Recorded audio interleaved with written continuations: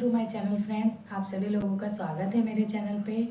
आज आप लोगों के लिए एक बहुत ही यूनिक सा टॉपिक लेकर आई हूँ जो कि हम सभी लोगों के लिए बहुत ही इम्पोर्टेंट होने वाला है, क्योंकि आजकल आप लोग देख रहे हैं कि मौसम बिल्कुल चेंज हो चुका है। तो हमें सबसे पहले मौसम चेंज होते ही हमारे जो बच्चे हैं, छोटे बच्चे हैं, उनको जल्दी से कोल्ड कफ पकड़ लेता है। तो उसके लिए हमें क्या करना चाहिए, तो आज मैं आप लोगों को बताने जा रही हूँ।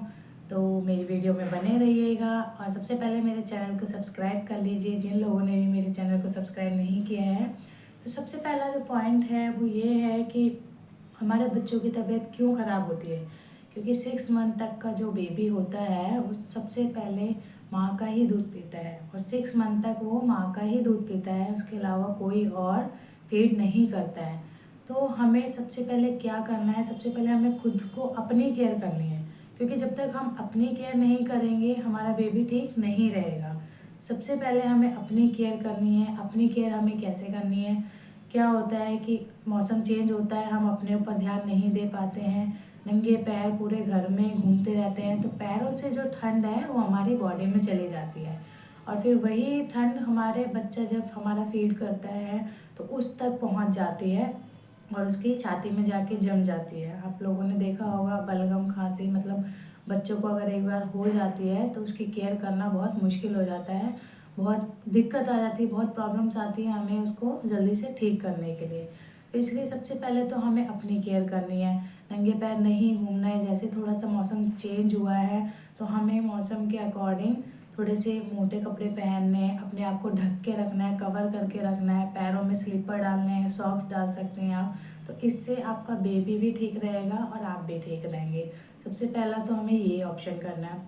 सेकेंड ऑप्शन आपको क्या करना है, हम क्या करते हैं, बाथरूम से नहाकर निकले और हमारे बाल गीले हैं और आकर हमने बेबी को फीड करा दिया, लेकिन हमें ऐसा बिल्कुल भी नहीं करना है, क्योंकि अभी हमारे बाल गीले हैं, बाल के साथ साथ हमारी पूरी बॉडी गीली है, पूरी बॉडी में हमारे पानी है, तो हमारा जो बेबी है उसको ठंड पकड़ने में बिल्कुल भी टाइम नहीं लगेगा, 1 सेकंड में उसको ठंड पकड़ लेगी।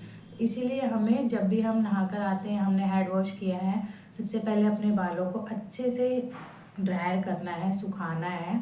जब आप अपने बालों को अच्छे से सुखा लेते हैं उसके बाद हमें बच्चे को अपनी बॉडी को भी अच्छे से ड्राई करना है, मतलब सुखा लेना है, टॉवल से पोंछ लेना है। उसके बाद हमें बच्चे को फीड कराना है जब हमारे बाल सूख जाते हैं, अदरवाइज उसे मिनटों में कोल्ड पकड़ लेगा और उसकी तबीयत बहुत ज़्यादा ख़राब हो जाएगी। आप लोगों को पता है कि अगर बच्चों की तबीयत ख़राब हो जाती है तो बिल्कुल भी नहीं सोते हैं, बिल्कुल भी आराम नहीं कर पाते हैं, पूरी रात परेशान करते हैं, खुद भी परेशान होते हैं और मम्मा को भी परेशान करते हैं। तो इसीलिए हमें अपनी केयर के साथ साथ बच्चे की भी केयर करनी है। और अगर आपको पता है फीड कर रहा है बच्चा, उसको कोल्ड है, कफ है, नोज़ उसके बंद है, तो वो ऑटोमेटिकली फीड नहीं कर पाएगा, क्योंकि इसे फीड करने में प्रॉब्लम होगी। इसीलिए हमें उसकी केयर अच्छे से करनी है। तीसरा जो पॉइंट है हमारा, तीसरा पॉइंट ये है कि अभी हमारा मन करता है फ्रूट खाने का, दही खाने का, रायता खाने को, कुछ भी ऐसी ठंडी चीज़ खाने का मन करता है, हम जल्दी से फ्रिज में से उठाते हैं और खा लेते हैं।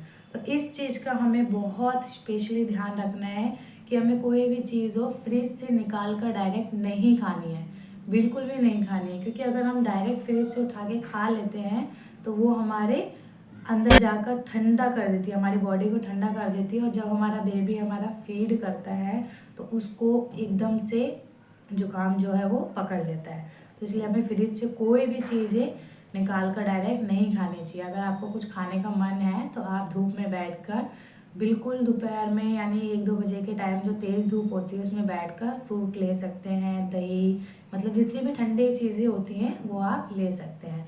इससे आपके बच्चे की तबीयत भी ख़राब नहीं होगी और आपकी तबीयत भी ख़राब नहीं होगी।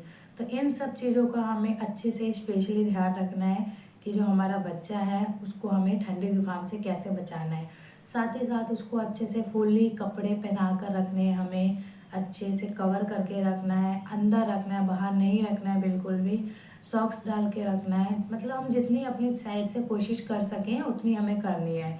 और हो सके तो आप बीच बीच में बच्चे को नेबुलाइज़र वगैरह भी दे सकते हैं, उससे कोई भी बच्चे को प्रॉब्लम नहीं होती है, बल्कि जो अंदर कफ वगैरह होता है वो सब निकल जाता है। ये हमें डॉक्टर भी सजेस्ट करते हैं।